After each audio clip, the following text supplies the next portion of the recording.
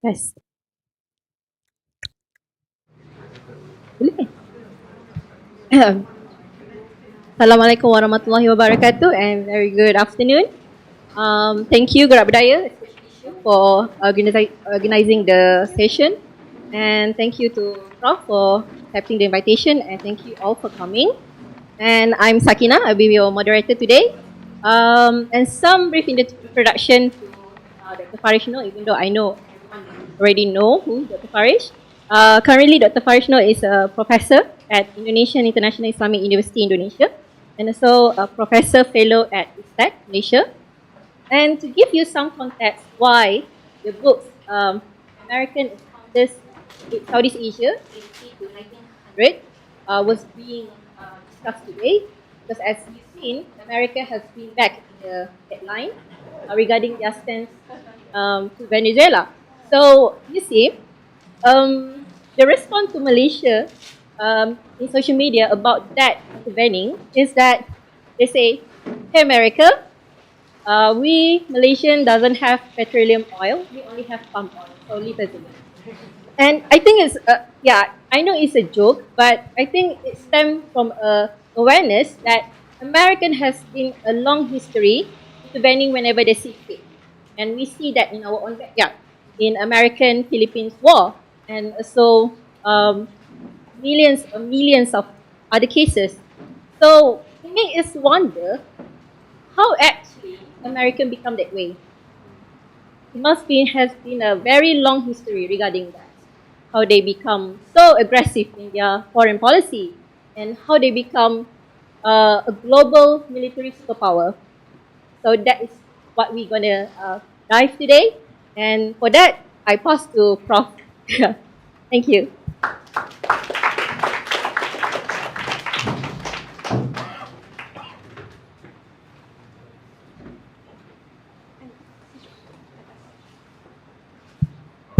You got it. Thank you very much. I have no idea why you guys are here on a Sunday. I'm sleepy as hell. Someone decided to have a motorbike rally in front of my flat last night at 12 o'clock, so I've only slept 2 hours. So please accept my apologies if my battery is a bit low today. I keep saying this every time I talk. I always never have sleep before I come to Iraq. Yeah. Anyway, this is not a book launch, yeah? So no books for sale. This is not a book launch because the book that I'm going to be talking about came out about 6 years ago, right? But as our moderator has pointed out, I think it's timely for us to have a discussion about America in Southeast Asia. And there are a number of things that I want to do today. First of all, I want to talk about the book in context of my work over the last 18 years as a whole. I want to talk about the contents of the book, and I want to talk about what conclusions we can draw when we look back at America's very complicated and complex relationship with Southeast Asia, and how and why this matters to Southeast Asia. Finally, maybe I want to talk about the role of the post-colonial Southeast Asian academic, and why I think these topics should not be regarded as alien to us, but actually intimately related to who and what we are today. So it's all about complexity. But let me start with the book. To know what it looks like, this is what it looks like. So this was actually part of a series because I'm addicted to Netflix, so everything has to be in a series. 15 years ago, I went back to my original domain, which is history, and my focus has always been on 19th century colonial Southeast Asia. So I'm very interested in the 19th century, as I think it was the century that has defined us as we are today. Not only us, but the entire planet. The 19th century was, I think, a very important time because we witnessed the culmination of a host of developments in technology, mapping, cartography, printing, photography, and also modalities of data collecting that happened as empire reached its peak. And so the 19th century was a time where all these attendant technologies, military technology, economic advances, technological industrial developments all came together, coincided with the rise of empire. And it, in a sense, had a lasting effect on how the non-Western world was seen and perceived and understood until today. Now, the reason why these books became part of a series was because my background, for those who may not know this, is not history. My background is actually philosophy, and in particular philosophy of language and discourse analysis, but also literature. So I have a literary background, and so I've always been interested in the study of language and literature, and how literature can be read historically. So that's what brought me to history. So it started with me trying to justify to my wife why I wasted my salary on buying antiquarian books, that nobody would read today. So I thought, okay, I have to go through all the books that I have, Raffles, Crawford, Mundy, Keppel, and I wanted to write a book about how Southeast Asia was discursively constructed through language, through writings of the 19th century. The 19th century was a time that witnessed a prolific increase in terms of literary production, because in those days, this is the pre-woke era, yeah? And in those days, if you want to be an imperialist, you also have to be an intellectual scholar. So all these mass murderers also wrote books, because that's how you end up getting invited to join gentlemen's clubs later on, yeah? Because you don't just commit genocide, but you're also an intellectual. So I read the works of Raffles, Crawford, Mundy, Marsden, and all that, and I also had a collection of American books.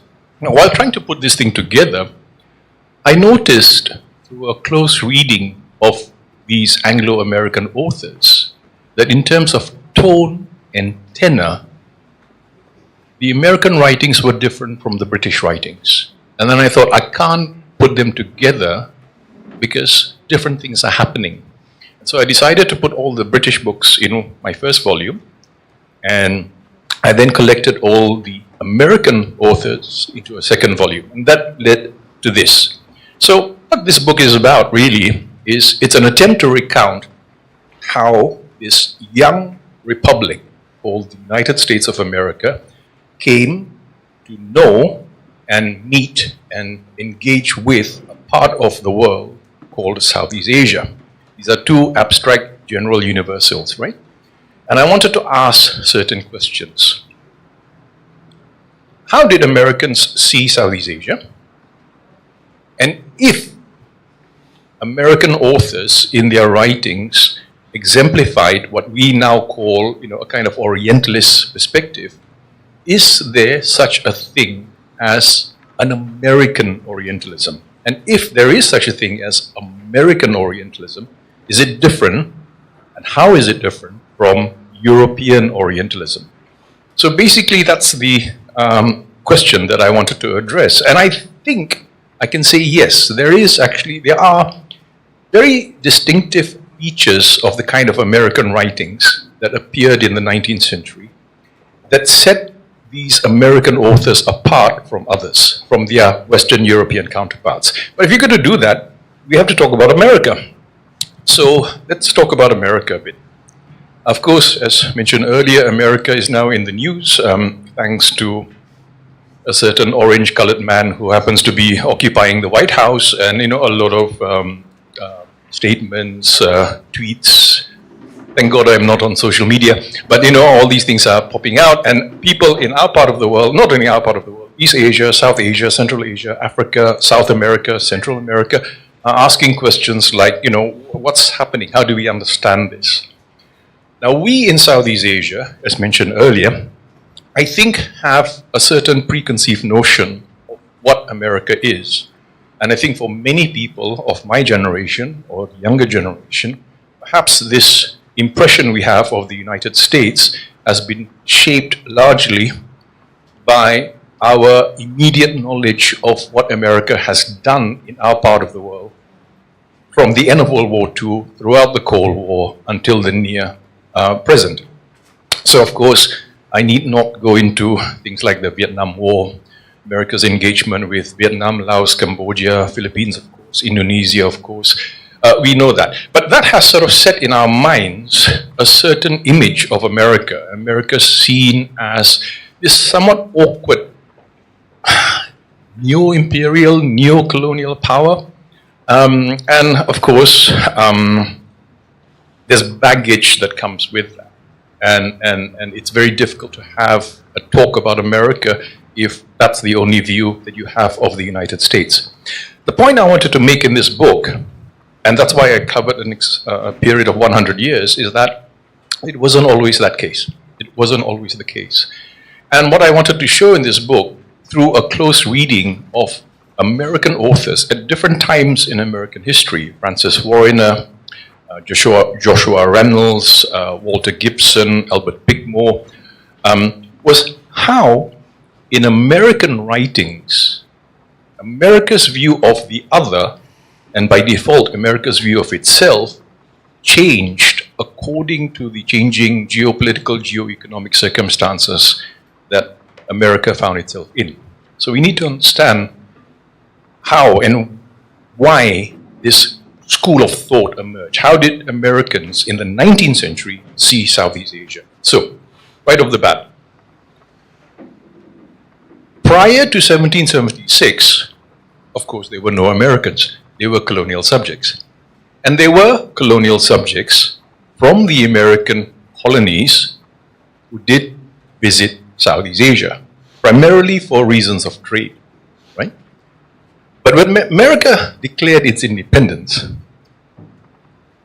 America, as a young country at the time, was a very different America to what we know today. And I start the book by talking about this, because before we go into the text, let's set the context for the texts. So how many people here know that when the United States became independent, it did not have a navy? Today everyone talks about the American Pacific Fleet, America's Seventh Fleet, whatever fleet have you, and America is seen as a naval superpower. But I touch on this at the beginning of the book because I wanted to connect a number of things. The United States of America emerges on the theater of global politics at a time when these colonies were extremely vulnerable and entirely dependent on trade. But trade with whom? Trade with Europe. So in the opening chapter of the book, I talk about how from Washington all the way to Jefferson, the early leaders of America, the founding fathers of the United States, noted that America is blessed by its distance from Europe. So America did not want to be dragged into the wars of Europe. But if you don't want to be dragged into the wars of Europe, how do you trade with Europe? And for a young country like America at that time, this was an enormous problem because America wanted to be neutral. We are not British, we are not French, we are not Dutch. But at the beginning of the 19th century, Europe is in flames, thanks to the Revolutionary Wars and then the Napoleonic Wars, where American merchants going to Europe found that they had to navigate a Byzantine network of laws and regulations. So if you trade with Britain, France won't trade with you. If you trade with France, Britain won't trade with you. Right? And so this was a deep problem for America's founding fathers, from people like Washington, Adams to Jefferson. How can we be part of the West but not be European? And so one of the results of this was at the end of the Revolutionary War, America unilaterally disbanded its navy. This is a country that had no navy. It had a customs and excise force, check for your rokok, krete and stuff like that, right? But that's it. They had no navy. They disbanded the navy. And this is because America is a federal system. And this federalism, which runs deep in America until today, meant that states, individual colonies, now states, were saying, why should we pay for a federal navy controlled from Washington? It's our money. We want to have our state militias, but why should we pay? So briefly, for a short moment, America had no navy. This is extraordinary when you think about it. Today, it jars with our understanding of the United States today, right, as a military superpower. But at that time, America made it a point not to be an aggressive nation. So from Washington all the way to Jefferson, successive American presidents formulated, what would become at that time, in the first half of the 19th century, the basis of America's international identity, which is America is Western, but it is not European. We will not be entangled in the wars of Europe. We want to be neutral. We are a trading nation. Commerce, and this is going to be important, commerce is the thing that defines us. So trade with everyone. Jefferson went to the point of saying that even American ambassadors going abroad should not wear the kind of ambassadorial outfits that European ambassadors would wear. The one with the goose feathers and chicken, squirrel, and sword, shield, and all that. But you just wear a morning coat with a hat, and you convey the impression that you're just a professional American. This was really something deep in American identity, this search for identity. But America at that time wanted to engage beyond Europe because it realized if you just trade with Europe, you'll be dragged into all their wars. And there's this guy Napoleon causing all kinds of problems on the continent, and we don't want to be dragged. We do not want to be partisan to that, right? So we have to trade with Africa. We have to trade with Asia. But what do we know about Asia? Right? Because up to that point, Americans' knowledge of Asia was derived mainly from Anglophone sources, British books. And so this is the beginnings of America's own Asian studies. And like the British, like people like Raffles, Crawford and Mundy, who are not scholars, but colonial bureaucrats and ambassadors and technocrats and soldiers, these early Americans who began to travel to Southeast Asia were themselves not academics. They were not. They were diplomats, they were merchants, they were ambassadors, they were sometimes adventurers, and they began to travel to Southeast Asia and began to write. And so here is where we begin to see the beginnings of what would later become American Orientalism. Now, the second point is this. Unlike Europeans, however, when Americans travel abroad to Asia, to Africa, they bring with them their baggage. We all do, all of us do. We bring our baggage with us. And America has baggage specific to America. Because unlike Europe, America has two things that Europe doesn't have. One, a history of slavery. And two, a history of genocide of the native populations of America. And in other papers that I've written, I talked about the invention of the American Indian and how the Native American constantly accompanied these Americans as they went abroad.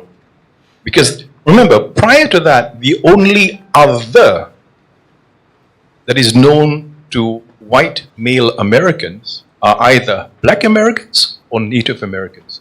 And so that's their first impression. Europe doesn't have that. Yeah? Europe doesn't have that. There is no native primordial other within Europe. Europe is, the only other is your neighbor who are other Europeans. But America is unique in that sense. It's different because it has an internal other. And the internal others are, like I said, the slaves and the Native Americans.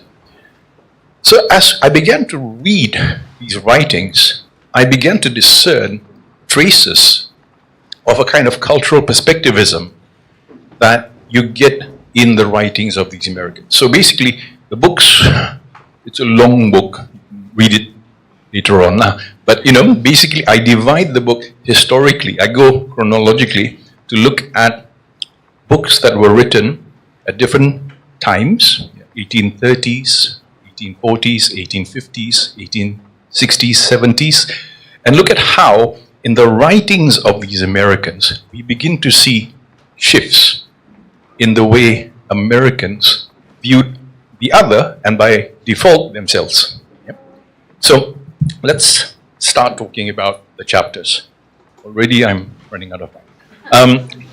So in the first 3 chapters, I look at a number of writers, including Joshua Reynolds, Robert Fitch Taylor, Francis Warner, who wrote about America's, what we now call America's first Sumatran expedition. Right? So remember, at this time, everyone thinks that America comes with Philippines. All of this is 1 century before America even steps foot on the Philippines. Yeah. So Americans then come to Southeast Asia, and as America, and remember, at that time, in the beginning of the 19th century, America is confined to the 13 colonies. So a travel to Southeast Asia is not easy because from the East Coast, you travel south into the Caribbean, and then you go down the coast, the eastern coast of South America, and then you go up the western coast of South America, and then you cross the Pacific. Now when you do that, what are you doing? You're passing through the Spanish Empire, the Portuguese Empire, and also in the Caribbean, the Dutch Empire and the British Empire. Now, American merchant ships at the time hated this because nobody likes them, and they get taxed everywhere. So you stop in Cuba, you cannot tax. You stop in, Madeira, you cannot tax. You go to Rio, you cannot tax. And American merchants are saying, this is madness. We are losing so much money because we have to pay import duties, tax duties, port duties all the time. We don't have access to the East Coast, so we have to go around. It's a long journey. It's a long journey and a difficult journey where you traverse several European empires, imperial domains. But nonetheless, Americans did that because Americans felt, look, why on earth should we buy things like sugar, salt, and pepper from the British or the Dutch when we can buy it ourselves? Makes sense, yeah? So capital is the driving force here. Capital, right? Let's go and get it ourselves. So what happens is Americans begin to travel all the way to Southeast Asia in search of things which they want to buy directly. And what do they do? It's interesting, when you go to the records, the shipping records, you know what Americans were bringing to Southeast Asia? Ice. Ice. Yeah, ice. Ice. Ice was being shipped all the way to Brazil. Yeah, bring ice. So you can have your chendol and all that, right? So the ice is coming, because ice is a good cargo, it's cheap. You just cover it in sawdust, it doesn't melt, right? And it's heavy, so it gives ships ballast. So ships are stable. It's a very good cargo. Buy cheap, sell high, because you can't get ice in Java, right? So at that time, yeah? No Kelvinator, no Samsung yet. So American ships are coming, bringing ice, and sometimes whale oil, because, the story of Moby Dick, where are they hunting for the whale grounds? The whaling grounds are in the South Pacific. So they bring whale oil, they bring ice, and they come to Southeast Asia and they buy, of course, spices. One of the places they were interested in was Sumatra. Sumatra, because Americans wanted pepper. Yeah? And so Sumatra eventually became the supply depot of pepper. And the American town that was famous for this was Salem. Today you think of Salem witch hunts and all that, right? But Salem was famous for pepper. Salem became the pepper capital of the United States.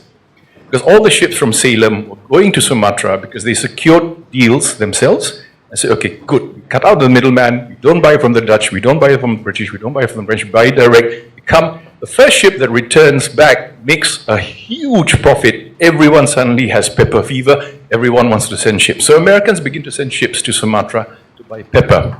And this leads to the pepper boom, where Salem becomes one of the richest cities in America. All the pepper on your tables in America came from Sumatra, Aceh, yeah, Kuala Batu. Now, an incident where an American cargo ship was hijacked off the coast of Kuala Batu in Sumatra led to America's first punitive action in Southeast Asia. And this is what we call the first Sumatran expedition. This was the time of Andrew Jackson, who was a sort of Rambo-esque president, very toxic male type, macho, war, soldier, former soldier. Soldiers don't become presidents, please. Yeah? So soldiers become presidents, they do this. So Andrew Jackson, under enormous pressure from the Congress at the time, said, okay, we will send, 2 frigates, not 1, 2 frigates to Sumatra and teach these guys a lesson. And so that was the first Sumatran expedition, and 2 frigates actually sailed all the way around the world to Sumatra, reached Kuala Batu, and bombed the hell out of it. So long before the Philippines, this is 70 years before the Philippines, the first recorded instance of American military aggression in Southeast Asia was actually in Sumatra. It was very interesting because I gave this talk in Sumatra, and the people there didn't know about it. Yeah, I had to show them the original newspaper from 1831 for them to believe it, because nowadays no photo, no truth. Yeah. So now what's interesting about this is that it would have been just an incident had it not been for people who wrote about it.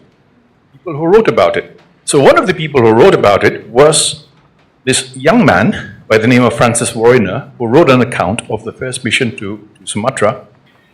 And we don't know much about Francis Warriner, but he seems to be of a religious bent.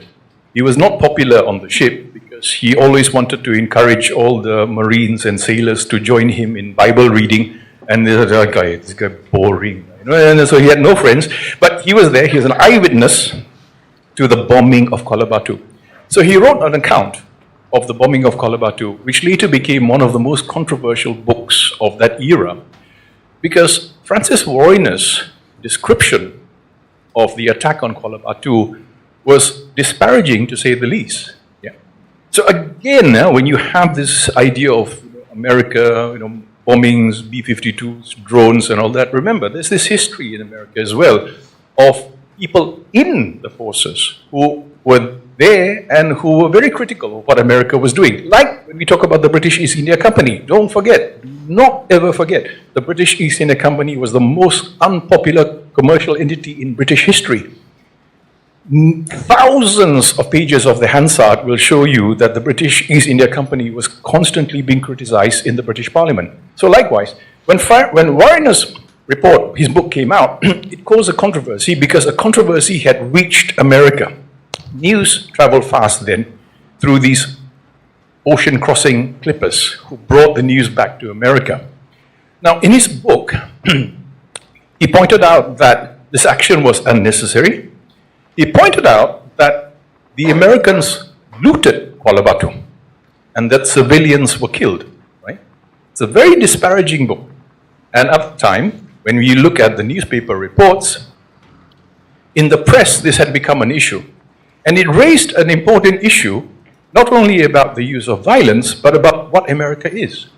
And so the press was divided because American politics then and now was divided as well, right? So you have the Republican, the Whigs and the Democrats fighting in the press. And they emerged then this criticism about how the President, Jackson, could have justified the use of arms against a native civilian population in this place called Sumatra.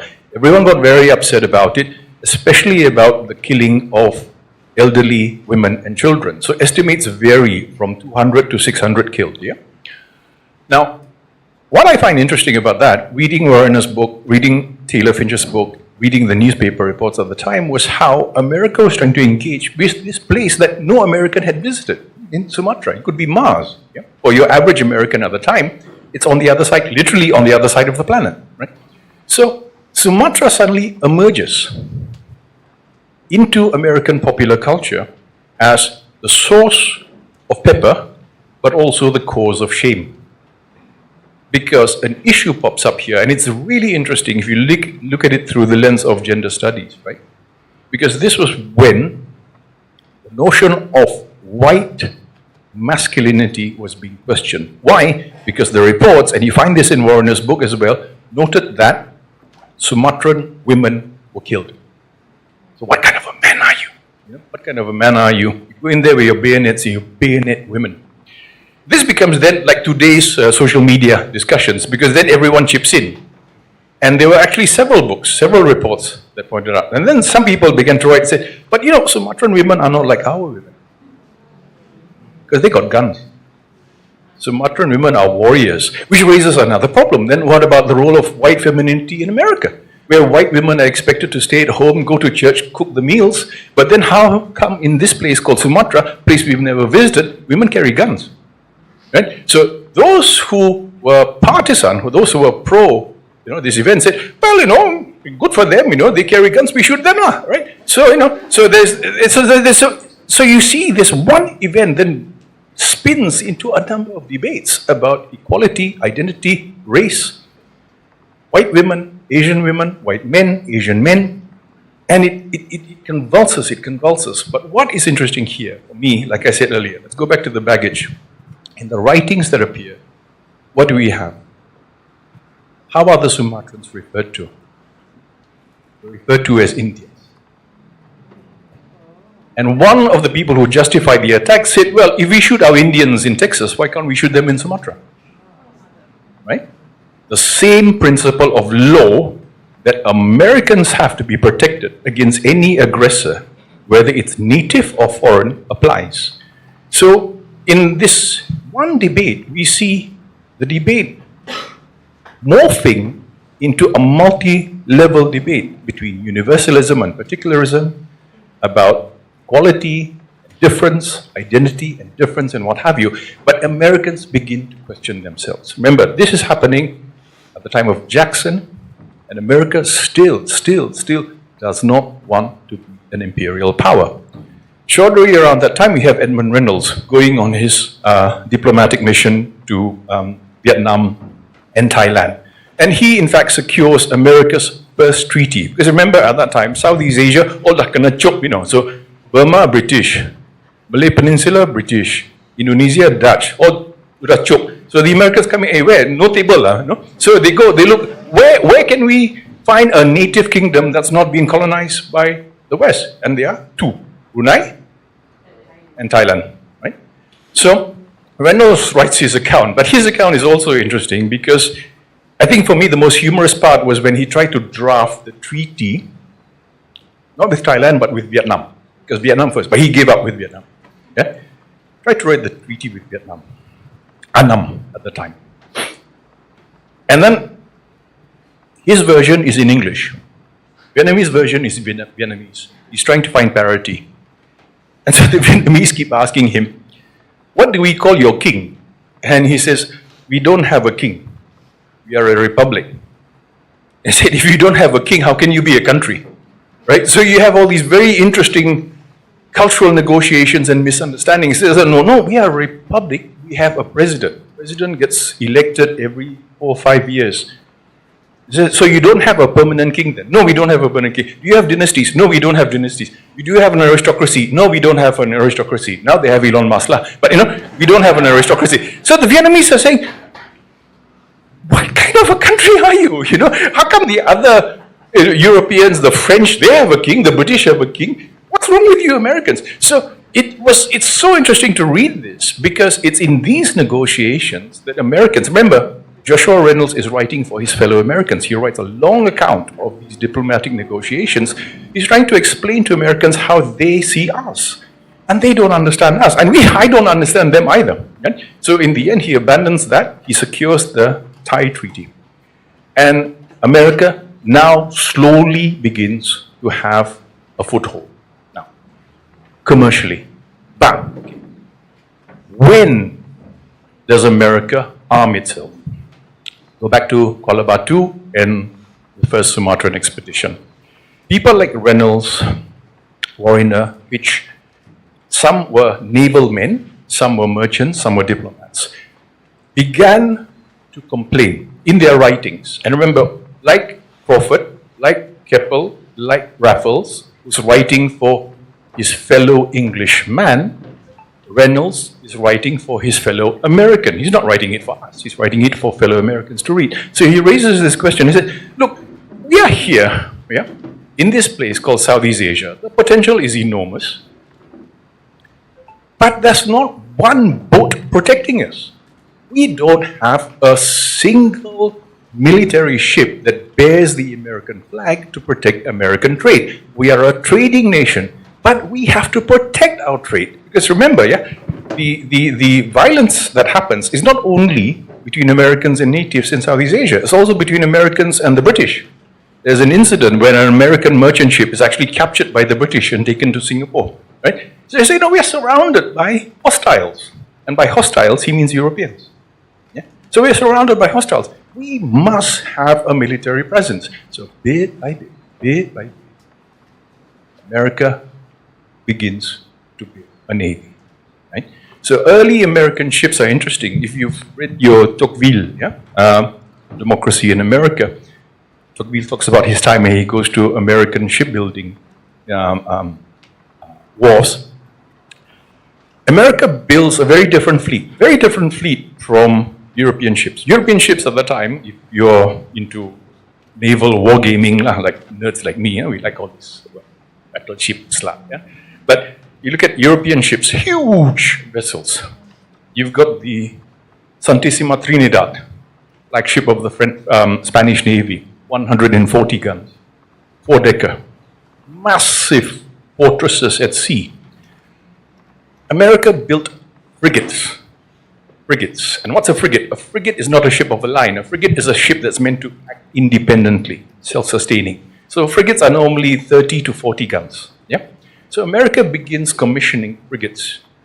And the frigates are there to protect American shipping. Right? That's one. Then another hugely important thing happens in the middle of the 19th century.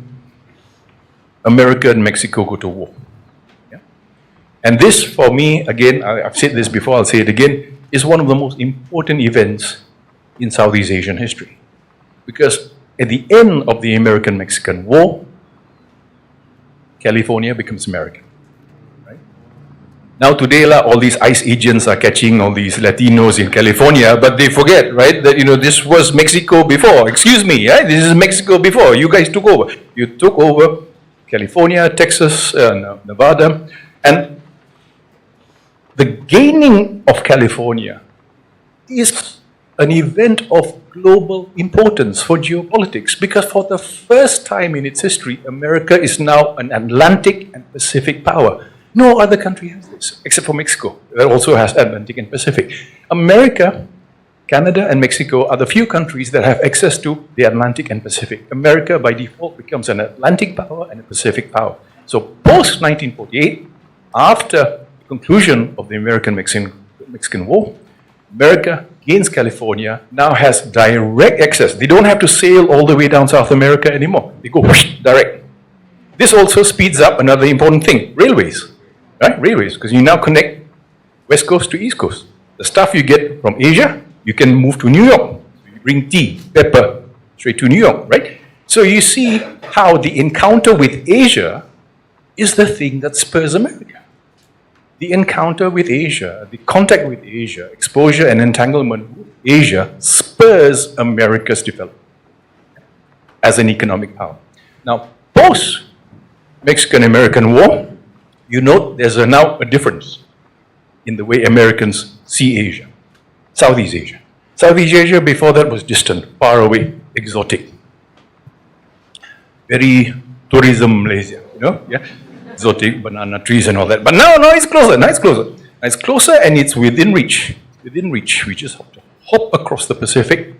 And that ease of movement and contact also means that volume of trade goes up and frequency of trading missions increases. And this then opens the way for other people, not only merchants and naval personnel and diplomats, but some really odd characters. I'm going to talk about one, and he's in the middle of my book. His name is Walter Gibson. Has anyone heard of Walter Gibson? He looks a bit like Darwin, but unhinged, right? Very, very unhinged.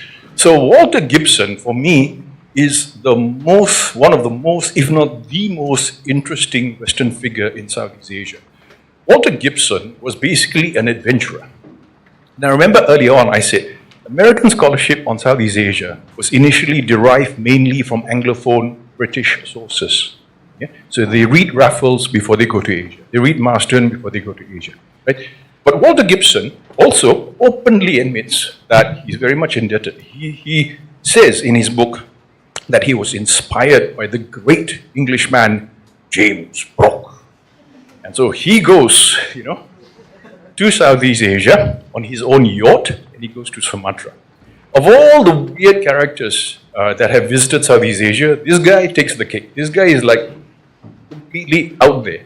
So he comes to Southeast Asia, he goes to Sumatra, and he tries to get the Sumatrans to rise up against the Dutch, saying that, we Americans, And then at one point he says, he looks at the map, he says, you see Holland, it's so small.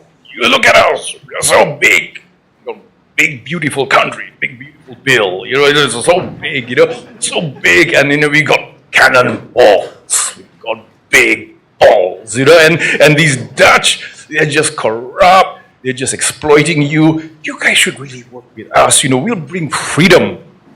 We'll bring democracy to you, and he ends up being arrested by the Dutch, because ends up arrested, goes to jail.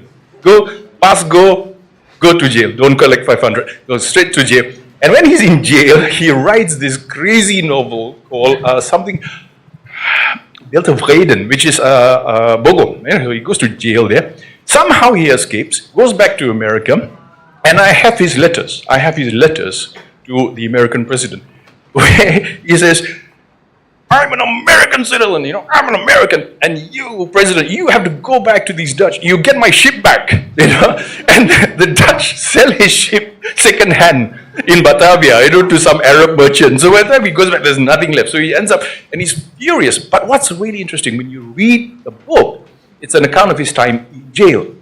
And of all the texts, because this is semi-fictional, it's based partly on him, it's him, right? But it's woven in a way that conjures up all these tropes of the exotic other. So, Walter Gibson writes, it is our duty to save these people from the Dutch, for they are like children. And it is well known that the darker skinned races will always admire and respect the fairer skinned races. With proper tutelage and care and cultivation, we can lead them to enlightenment and freedom. This is like amazing stuff, It's like reading the justification for the bombing of Iraq, Operation Freedom. So he writes this, and the tropes that appear are the feeble native, the irrational native, the weak native. This is all Raffles, Raffles copy-paste into his book.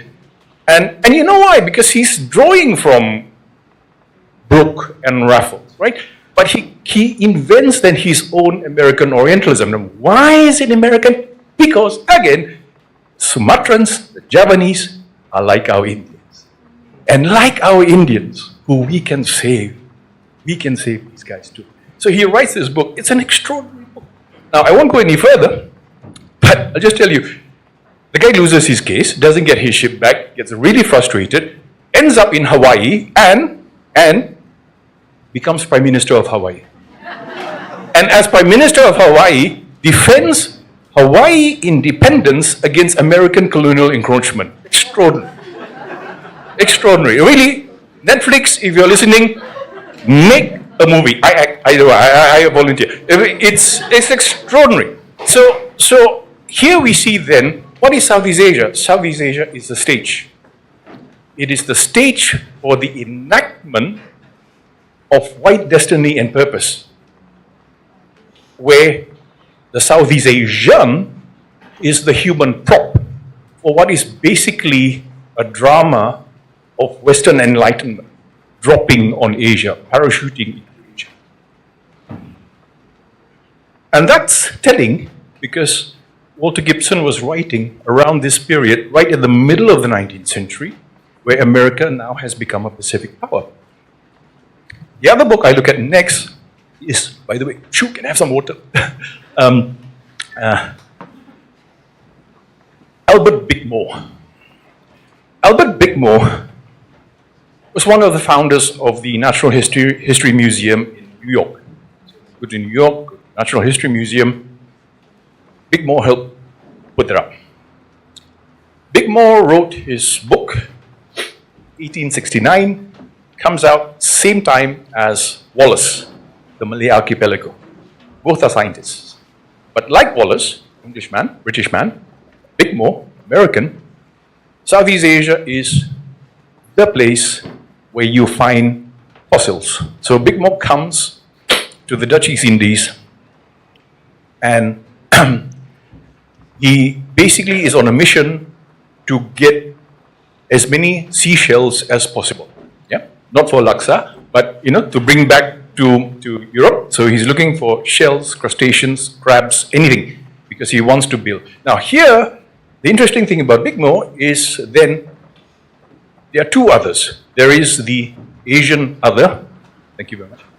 There's also the Western other, the European other. Because what does Bickmore do? He says at the beginning of the book, I am here for one purpose, to build the biggest, always bigger, the biggest, the best natural history museum in the world, better than Europe.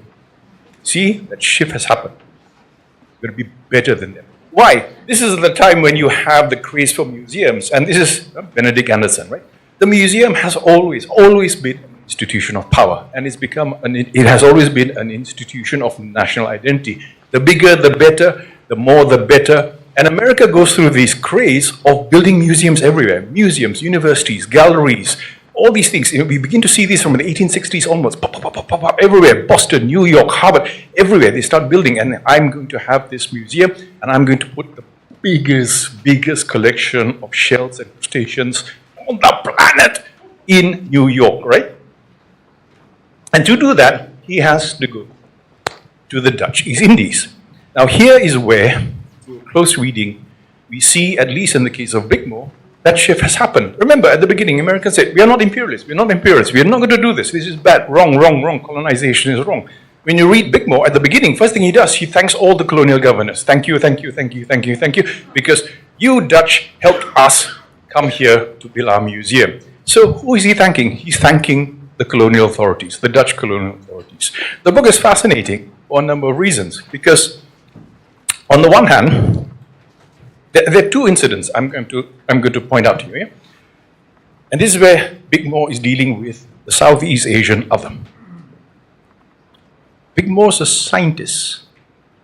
He's coming from New York. He's going to go back to New York. He comes as a scientist to the Dutch East Indies, and he already has a preconceived notion of Southeast Asians, like our Indians. And one of the people he meets is the famous Javanese painter Raden Saleh, right? And he recounts this. So he goes to the house of Raden Saleh outside Batavia. He meets Raden Saleh, and he's expecting to find this exotic Asian, whatever. And Raden Saleh asks him, whose side were you on during the American Civil War? And he's like, wow, guy know we got Civil War, And he's shocked. He cannot believe that Raden Saleh knows, because remember, the day Bickmore arrives in Batavia, the day he lands, Abraham Lincoln is assassinated in the United States, right? So, and he's shocked by the fact that here, a Southeast Asian native actually knows about the politics of my country. That's one. Yeah? He's shocked by this. And this incredulity, I think, is telling. Yeah? He's wondering how come these Asians know about us. So there's an assumption, again, that the native other can only be a vacuum to be filled, like Gibson, yeah? We fill them with enlightenment, we fill them with science. Now, he is a man of science, but he cannot account for how someone in Java, Javanese, can actually know more about American history than he does. One. Two, he goes about his islands. It's actually interesting because if you follow his trip, it's a very well-written book, yeah?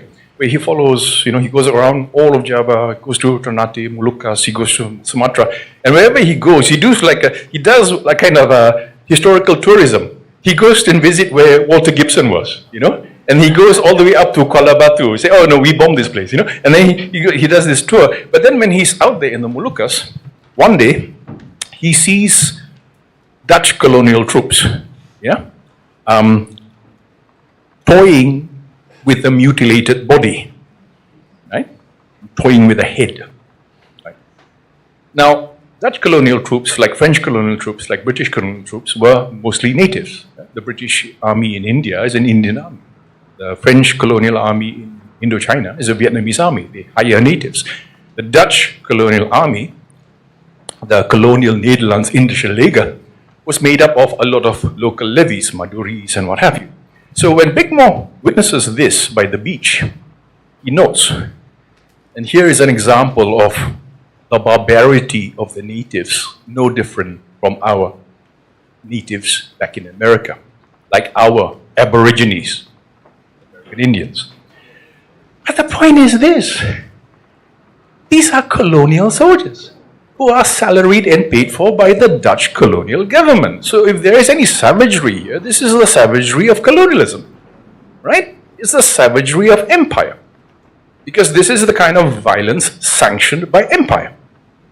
And so it's this ability to selectively discern and differentiate between native and empire whenever it suits him that puts Bickmore firmly in this position of the Western Orientalist, the American Orientalist, who dissects it when, like his animals, he dissects it when it's convenient for him. Goes back to America, builds the Natural History Museum. You can visit it if you want, and basically it's a contribution to science. And then there are a few other books I look at the end, including Ulysses S. Grant, by the way, who traveled across Asia, across Southeast Asia, stops in Penang, stops in Singapore. But what I notice, what I look at in these books is how from the 1830s to the 1840s to the 1850s to the late 60s, early 70s to the 1880s, these are different American authors at different times in American history who are writing about the same thing, Southeast Asia and Southeast Asians.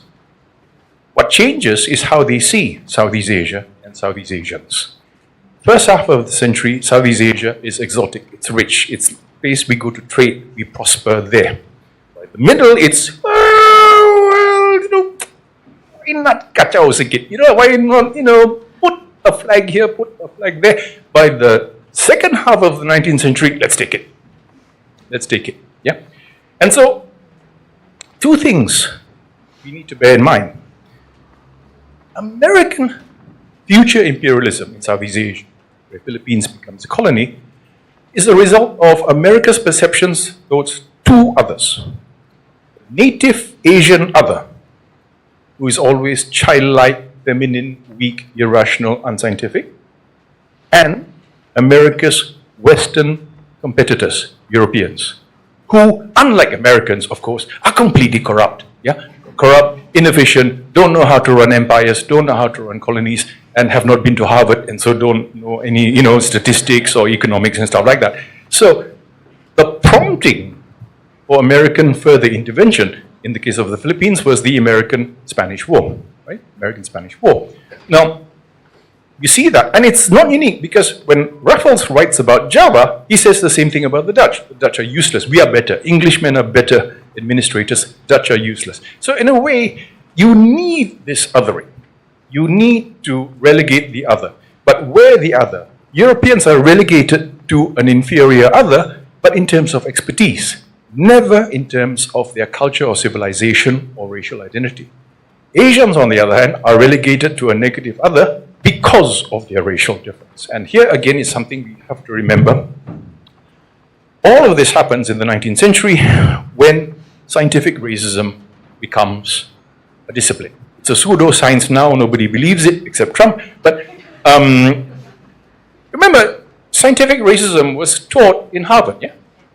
Louis Agassiz, these are people. Louis Agassiz was one of the mentors, teachers to Albert Bickmore. So these are people who come up with theories of racial difference. And I won't go too much into this, but in the 19th century, there was a popular belief that the human race is not one race, that we are actually separate races. This is what we call the theory of polygenesis, rather than unigenesis. Darwin, contrary to what a lot of people who've never read him thought, Darwin was refuting this. Darwin's whole theory is to prove unigenesis, that all human beings come from one root. We are one race. Like all butterflies come from one genus of a butterfly, and then they become different. Polygenesis argues the opposite, that Africans evolved from a separate species altogether. Asians from another separate species, and Europeans are from another separate species. So we are not one race, we are different races. Now, of course, polygenesis was deeply rooted in America up to the end of the Civil War because it was the pseudo-scientific basis for slavery, right? How else can you enslave people, right? By saying that they are not fully human, they are a separate species. It's like using a bull or a horse. So blacks are not like us, they are a separate species, you can treat them that way.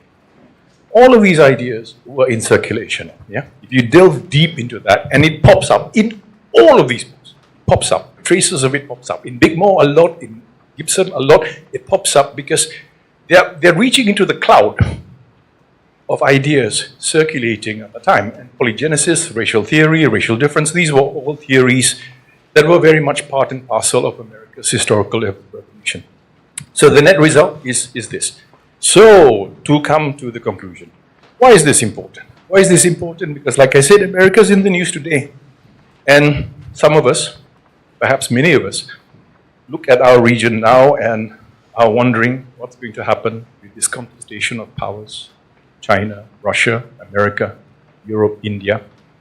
And America, of course, looms very large in our part of the world since the Cold War, since the Vietnam War.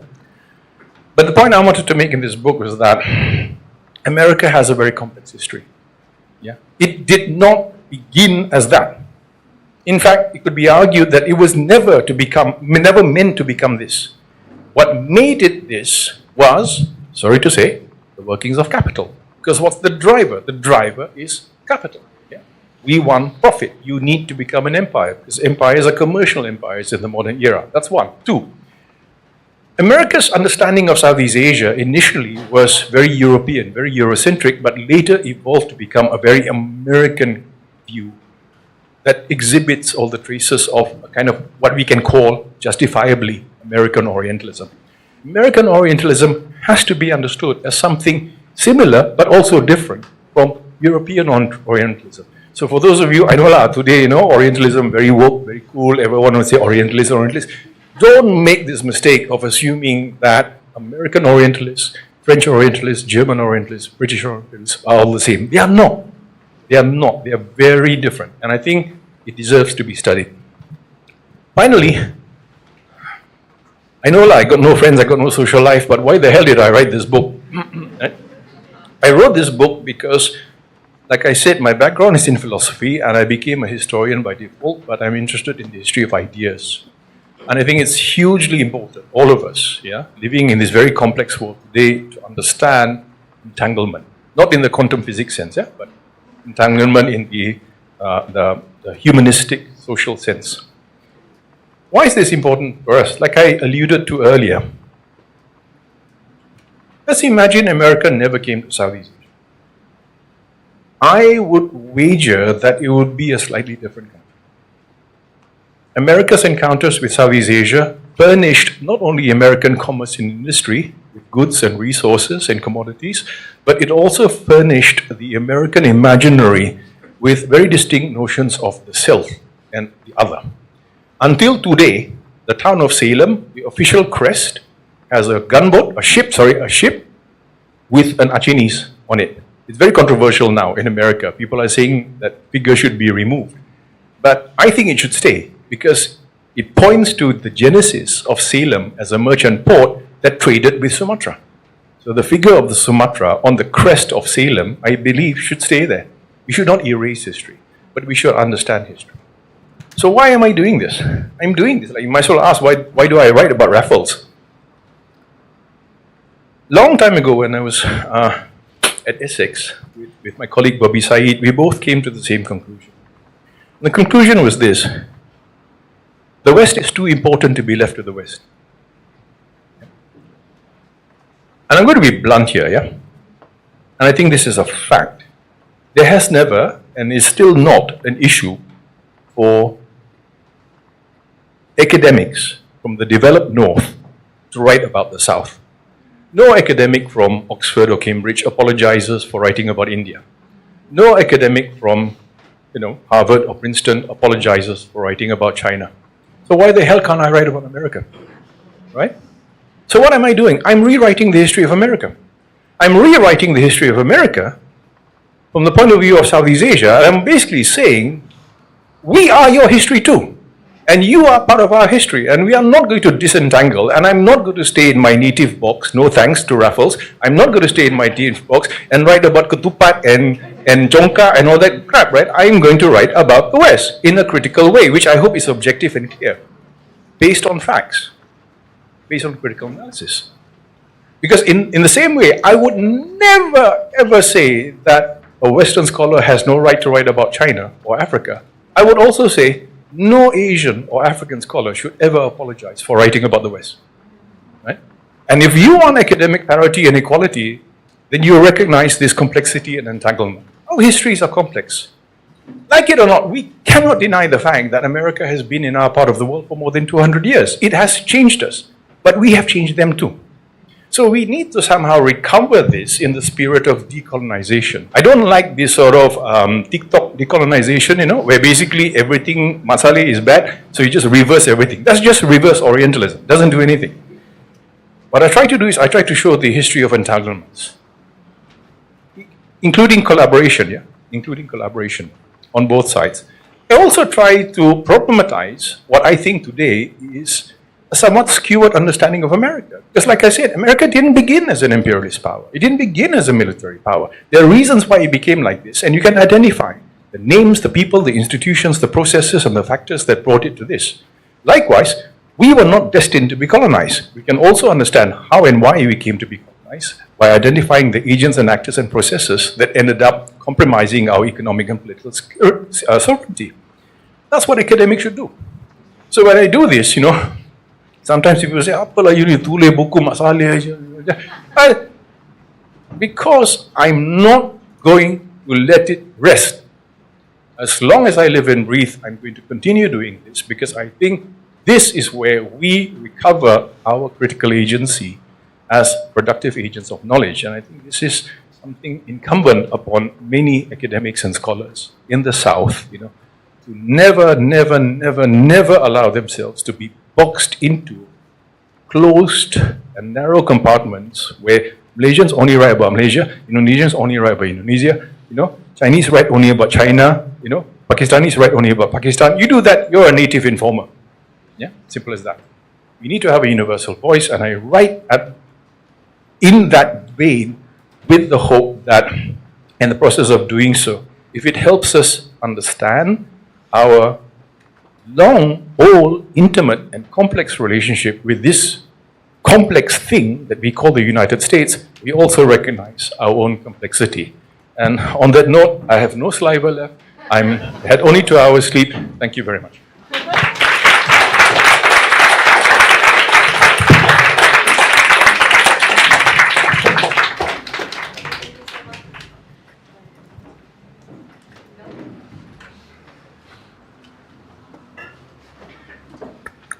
Hello.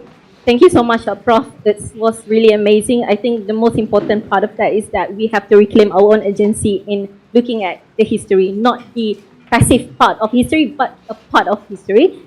And it's very interesting that even in your books, in the introduction, just read the introduction, that it's about a book, right? So you are telling that when you read a white pupil writing, that's actually a confession about what they think about themselves and also about the others. That's really interesting. And I think I opened the question in the floor before. Yeah. Can you go to the mic there? Because we have a recording, so yeah.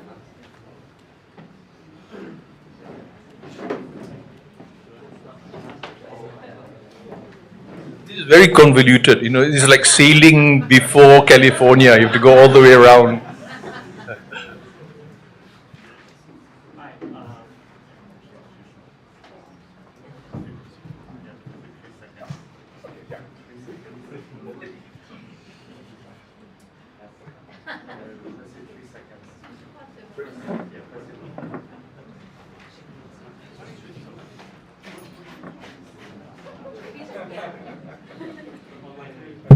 Right. All right.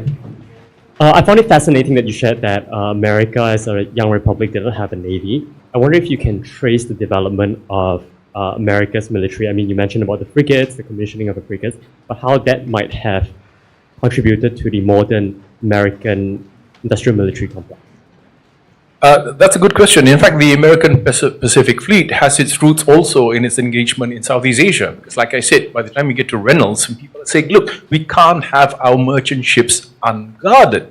And remember, like I said, they're not just worried about Asian pirates, they're worried about European pirates because those guys got bigger guns. So they said, we have to protect our American ships. So we have the frigates. And actually these things, you can actually go up in the military records, you can access them directly. You have the names of the USS Constitution, one by one, these ships. And these are, at that time, these are super frigates. They're bigger than European frigates. The USS Constitution is a very heavily armed frigate. By European standards, in terms of size, it's what we call a second rater. Yeah? A first rater would be like HMS Victory, 100 plus guns. So these are huge ships. So it's interesting because I mentioned earlier Tocqueville, right? There's a part in Tocqueville. Tocqueville goes to the shipbuilding docks, and he's asking the Americans, yeah, why you've got so much wood? Because of course, you know, you haven't bulldozed everything yet. You have so much wood, but why are you using this particular wood to build your frigates? Whereas we in Europe we use oak. You know the Royal Navy anthem, Hearts of Oak. I will not sing it. Okay. So why don't you use oak? And he got a very interesting answer. The American ship said, no, because we are ahead with technology. You guys build ships of oak that last 50 years. By 50 years, your ships are redundant. We change our ships every 3-4 years. It's like your Nokia, it's like your Samsung. No, every 3-4 years we change. So we don't invest in wood, we invest in technology. So that in itself is actually interesting. Yeah. So I think that's where the genesis of what the Navy we have now happens. Because remember, by the end of the 19th century, something interesting happens.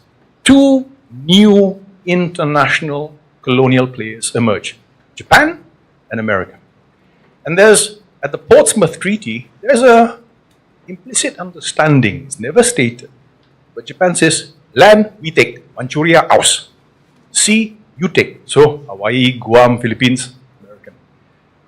That necessitates a fleet, right? So America needs a fleet more than Japan does. Yeah? So that's where the process begins. This is a separate domain in itself. If you like this sort of stuff, there's a sub-branch of history, which is military material history, right? I recommend the book by Ellis, The Social History of the Machine Gun. Anyone read it? One classic. One classic. Don't buy my book, go buy that one. The Social History of the Machine Gun, which is again, a history of how technology and armaments and security come together. And he looks at one thing, a machine gun, and how machine guns then play this amazing role in state building and empire building. What are machine guns for? Is to kill brown people in large numbers, right? And the horror of the machine gun is only made manifest when machine guns are used in the theaters of Europe in World War I. And people then realize, oh my God, this is what we've been doing in Africa. That's when you realize. It's like when mustard gas is used at Verdun in Europe, then people think, good God, actually we've been doing this, but thousands of miles away. Now it's come home. So that book is actually an interesting book. All right, okay.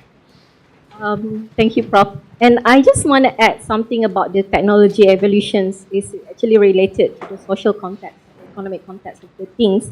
During my study, we have some revision on calculus, and my professor, he was a white man. We doing the, the projectile thingy in physics, and then he stopped and he said, actually, this is what gives Europe the algebra, because they try to solve this problem. And the projectile problem coming from what kind of problem they try to solve? It's a cannon problem. How to bomb things. And that's why they can actually invent things. They discover things because they have this kind of massive capital to do so for war. And I was so shocked, and I asked, how about the apple? And then you say that it's actually for a children's story. So yeah, I was really amazed at that. That's a hoax, huh? Fake news. The Apple story. So again, another questions, yeah. Then you.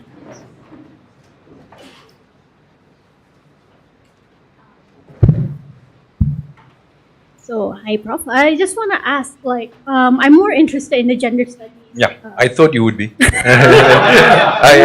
knew already. I know her. I know Because I have same pronouns. Anyway, it's fine. So I was wondering,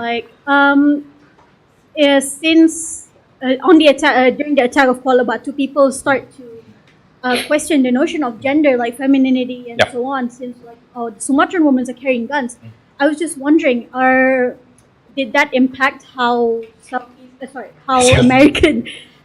American men view Southeast Asian women, and if so, in what sense? Yeah, thank you. I actually, I'll send it to you, Lahana. I wrote a paper about this. It's called The Woman with the Bayonet. Because there's a famous painting by John Carter Beard of the incident at Kuala Batu. And it has, in this picture, there are three primary figures. There's a dead Sumatran man. Or he's wounded, sorry. There's a wounded Sumatran man. And there's an American Marine with his gun. The bayonet is about to stab him. And then this Sumatran woman comes and she grabs the bayonet. She grabs the bayonet. And this painting, I don't know where the original is. It's reproduced in the 11-volume set of the History of America. And that painting was actually based on the newspaper reports of the time, because there is a famous report where an American blue jacket, a Marine, is about to stab a Sumatran, and this woman just comes and she grabs the bayonet, for heaven's sakes, here to stop him from killing the man who would have been her husband, right? And so all kinds of debates popped up, and you're right. So in this paper, I focus on this particular incident alone. There are a number of, like I said, weird spin-offs. One spin-off, among those who justified, was saying, they all look alike. We couldn't tell between men and women. They actually said that. They actually said that. Eh? Some people actually said, we couldn't tell. Yep. One. Two, like you said, was the idea that how come their women are more emancipated than ours? And then there's another spin-off. How weak were their men to let their women do the fighting? Right? So you see, this is like today's TikTok. Like you put something up there, you have like 50 million views coming in, right? So it's really interesting to look, and of course this is all pre-social media, right? So everything is in the press now. So you have these long reports, page-long reports with all these things. So it occasioned a debate. Now, to what extent this penetrated into the broader levels of American society, I don't know. I know that it became an issue because people were using it to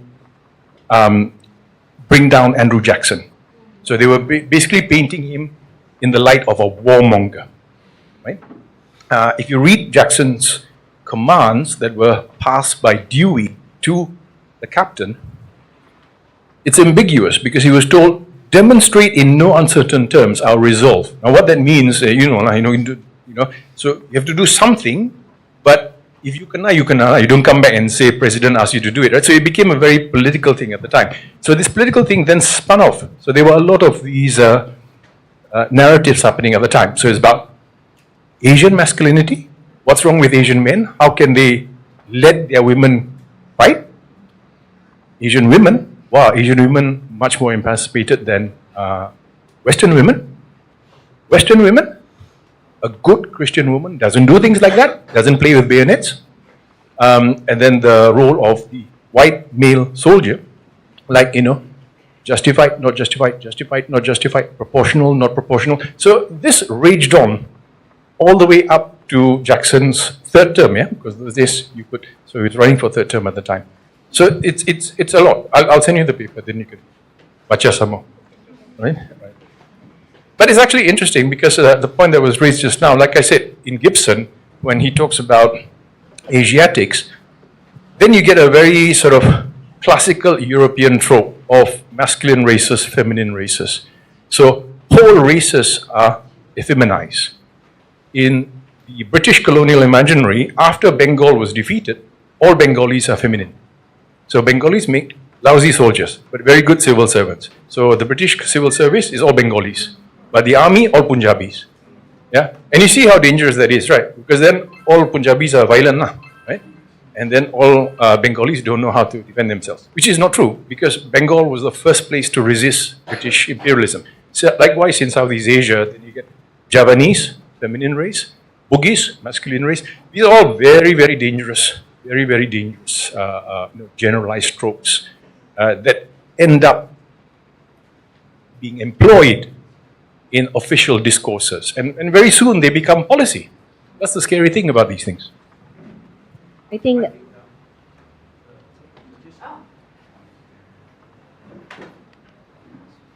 so. Thanks so much. I just had a quick question. Listening to you talk about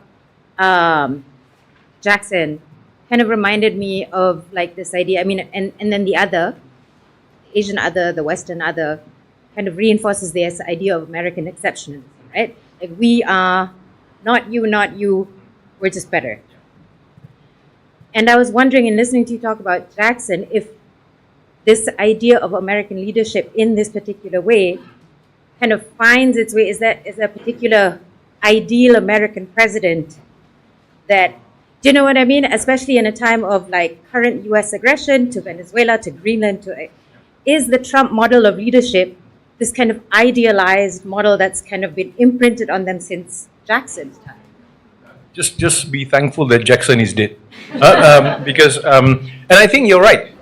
But in the case of America, and thank you for raising that again. Yeah, this is one of the reasons why I think American Orientalism is different, because he has two constitutive others. He has the native non-white other. He has the Western non-American European other.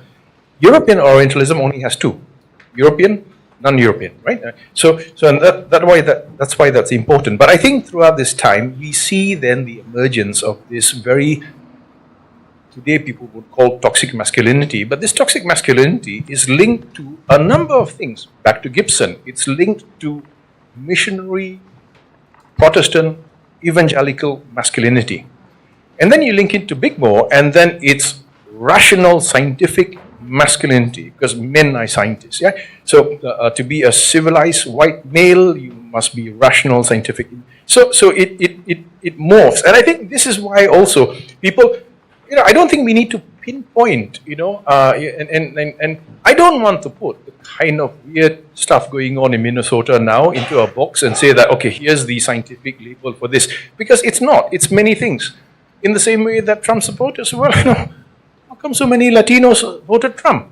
How come so many American Filipinos voted Trump, right? So you can't say it's white, right? So it's got nothing to. So it's a particular discourse that at certain points appeals to different groupings, and that actually, sorry, that's Gramsci, that's Germany, that's how you win, right? Now, but thank you for raising this, because I want to make this point. It's very, very important. Yeah? There have been many Trumps in America. There have been many Trumps in America. They've always had gila babi people there, right? Now, the question we need to ask is, why now? Why now? This is the same question that Salman Said asked. They've always been, sorry to say, Hitlers in Germany. Right? There have been many before. Why then? Why in the 1930s did this particular iteration gain ground? And here you really have to understand hegemony, right? Because you need the fertile ground for this to catch on. Trump could have been around 30 years ago. He would not have won. What's happening now? It's the changing political climate, unemployment, fear of loss of jobs and careers. All these things fuel these anxieties, and that's how both left-wing and right-wing movements, progressive and regressive movements, come to power. It can be understood in purely mechanistic ways. Yeah, I mean, I'm less interested in trying to diagnose this as popular nationalism or popular racism. I'm more interested in asking at what point would a particular discourse resonate? Because if you can answer that question, you can then also say at what point would a progressive discourse resonate? At what point would an equal discourse, an emancipatory discourse resonate? Why doesn't it resonate? So what's stopping it, right? So I think in the case of Jackson, Jackson did not resonate. Yeah? He was very unpopular at that time. And so the Kuala Batu thing, that's why, ironically, because Jackson was so unpopular, everyone used it to hantam him, right? So that's his one MDB. So, everyone's using it against him. And thank God, because now it's booked and it's documented. And, a nerd like me, 200 years later, can actually read the stuff and I can unpack it now. So that's one of the, ironies of this entire situation. Okay. Hello. Hello everyone, my name is Hafiz. So I have one question to Dr. Farish.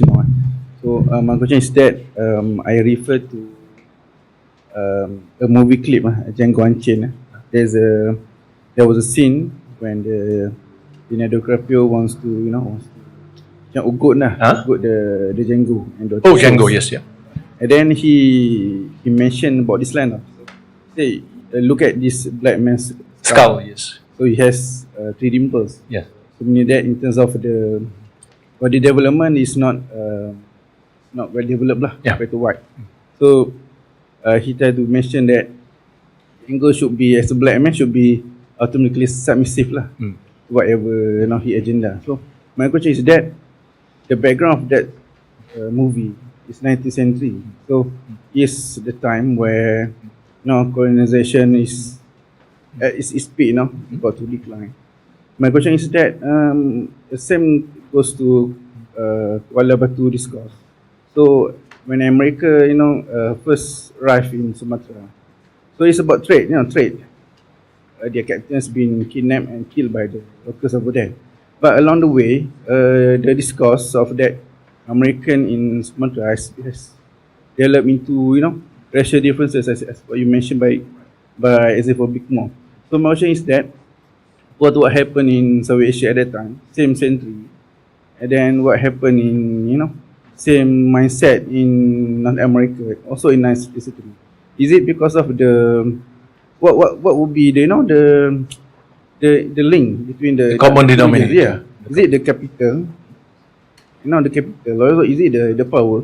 Because we see in the Sumatra, the discourse is not racial differences already. It's slowly developed into the systems. Yeah. So how is the relation between the two regions? All right. Thank you. Let's talk about the elephant in the room, right? I mean, when and here I'm quoting Syed Hussein Alatas. When we talk, and Syed Hussein Alatas is entirely right when he brings the two terms together. He doesn't call it colonialism; he calls it colonial capitalism. Because capitalism is the basis, the driver of modern colonialism. So you can't escape that. No way. You can't escape that. People want to talk about colonization, but don't want to critique capitalism. Sorry, tak boleh. Yeah.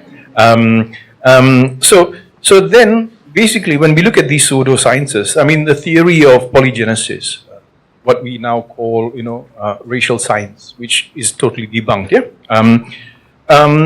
It served an interest. It's like all discourses that serve an interest because it justified the workings of a certain mode of capital acquisition. And the mode of capital acquisition is the mode where human beings are bought and sold like units of labor so that their human agency can be commodified. Sorry, that's it, right? But of course, it's not a nice thing. You don't go and tell people that, oh, I just bought some slaves today or whatever. You don't do that, right? So you have to come up with a justification. And the justification, lo and behold, is scientific. It's because they are actually a different species.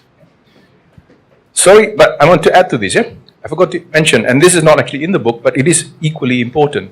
Scientific racism and scientific misogyny go hand in hand, yeah?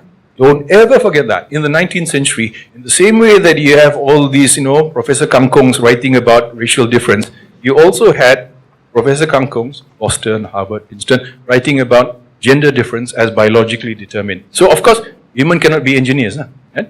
And women cannot be pilots and all that. And got science papers and more, Scopus, to prove scientifically why women cannot do certain things. That's why, again, the women fighting in Aceh, you see what that does. It's like, oh God, I mean, how? Theory Rosa, Theory Rosa, and then, so, scientific racism, polygenesis, and scientific misogyny were basically the intellectual bulwarks of a mode of production.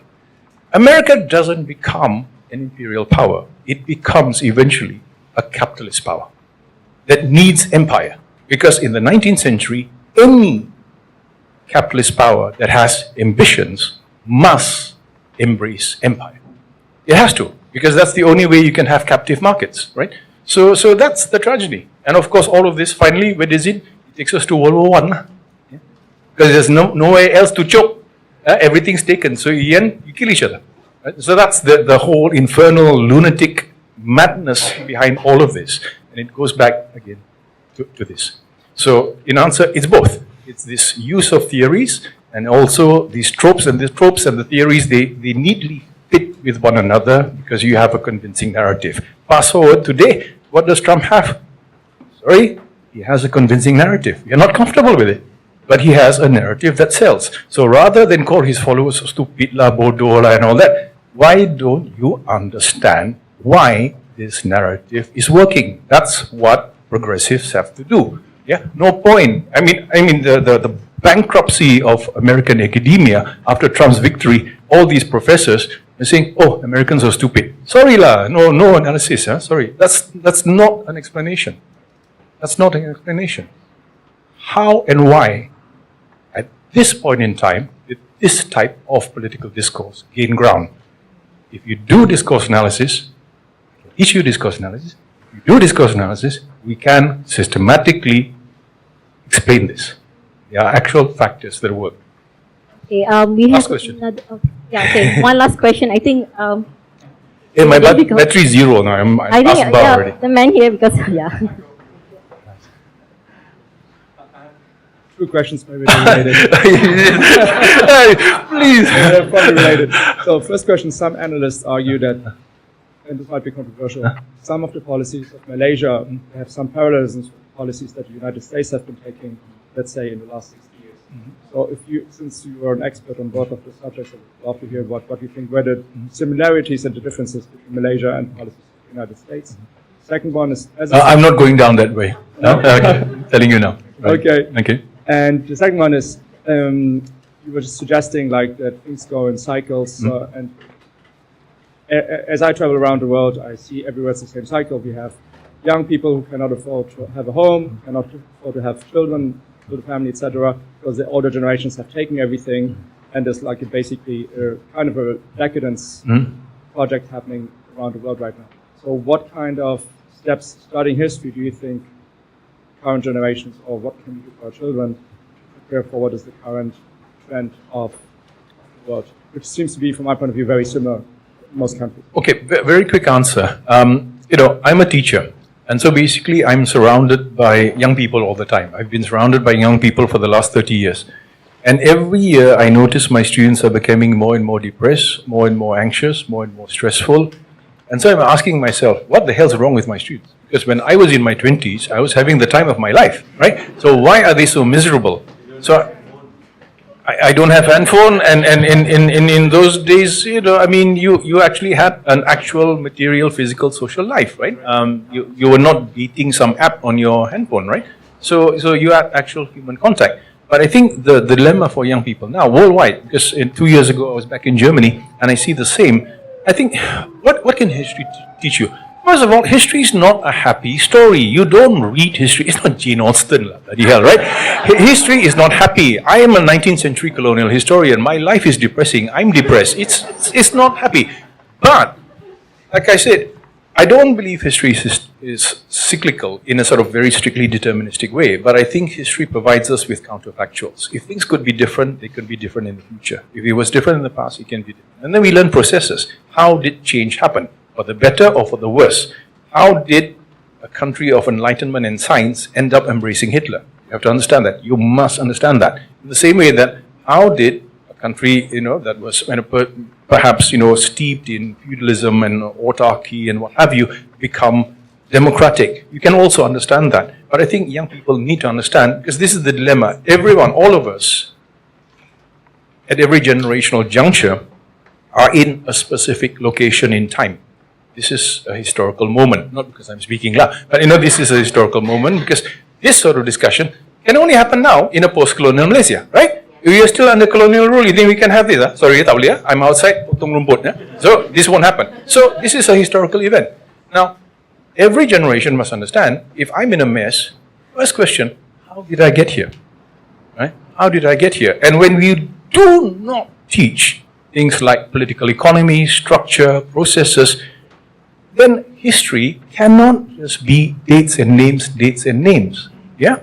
The explanatory power that history has only emerges when we understand that history must be multidisciplinary. It must involve political economy, sociology, anthropology, including literature. What do? What am I really? I'm basically a historian of ideas. I'm a historian of text. I see texts as documents. I read, I interpret, and I place them in historical time, right? So you see the evolution of this idea of empire. Again, I said, America never began as an imperial power. It embraces empire, like Japan, for the same reasons. If you're going to be a capitalist state, you must have colonial possessions. That logic that prevailed in the 19th century brought them there. What's the logic that brought us here? If our young people today feel, and I'm really distressed when I see this, most of my students feel that they will have miserable lives.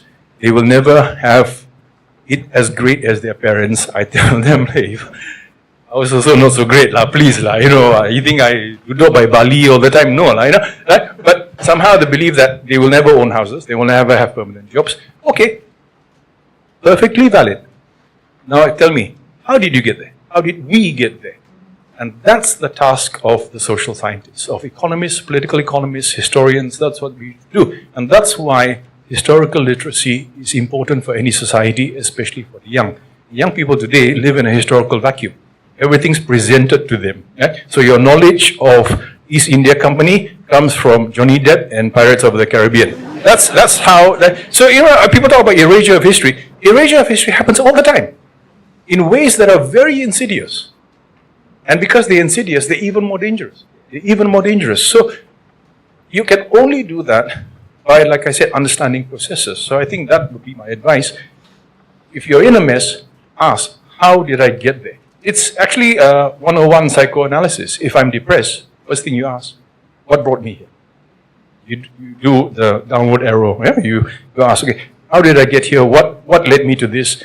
What are the triggers? And then we figure out. I'm a Wittgensteinian. So like Wittgenstein says, anyone who knows the world will never be surprised by the world. We should not be surprised by anything. Yeah? Nothing should catch us by surprise. Because if it catches you by surprise, you've not been living on this planet. Yeah? I don't know where you're, some virtual world or whatever. But if you live in this planet, nothing should surprise you. Crisis should not surprise you. Yeah? Disaster should not surprise you, because these are actual results of processes. If I kick this bottle, it will fall.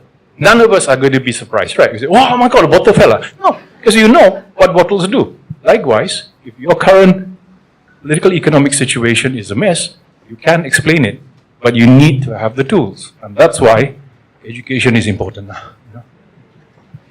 Yeah, I think I want to add something that Prof is really amazing that you talk about. The history should be multidiscipline, and I think each of discipline also need to be read the history critically. And for example, I'm an engineer and I read some of the texts from the 1890 something in America. Just talk about French drainage. So how do you want to drain a land, a farm or something? So actually, because this stem from their homeland, which is England, that are very dry, not dry, wet, but they have a very little rainfall, so they can control it. But in America, it's so big, so vast, and so many climate variety, and they have to control the water, but they don't know how. So that's why the manual is actually written not by engineers, but by a lawyer, a practice lawyer. So what he said in the manual surprised me, because he said the peat swamp is dirty and evil.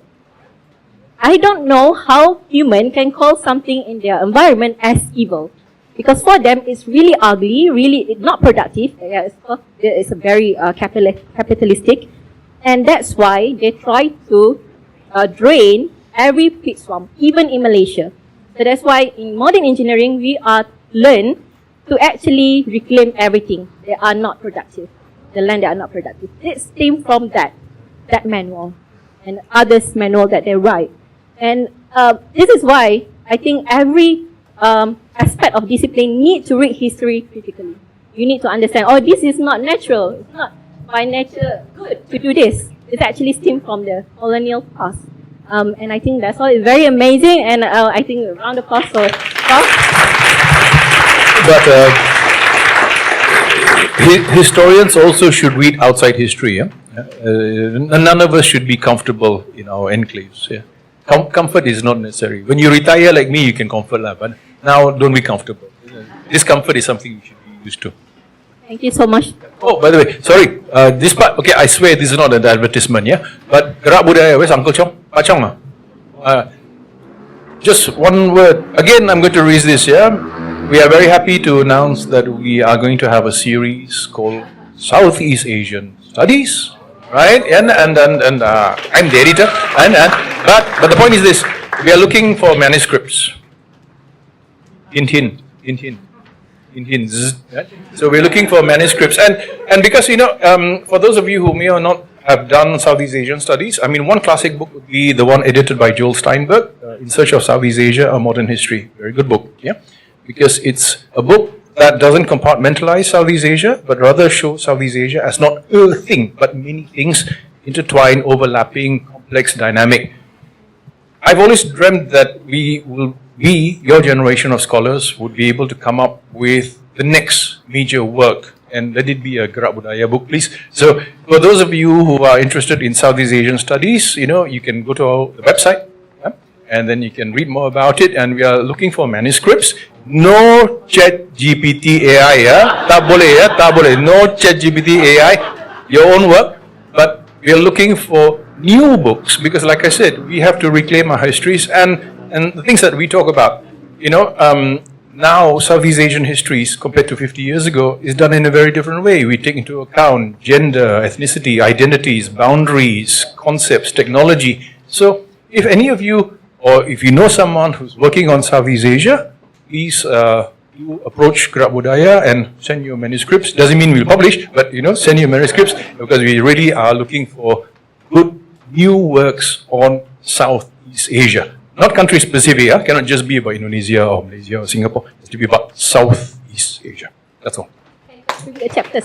Yeah, no, book, not chapters. You contribute chapter, I have to edit. No. Okay, thank you everyone for coming, and I think we have another session later. Just follow our social media, Gerak Budaya social media, sorry. Thank you.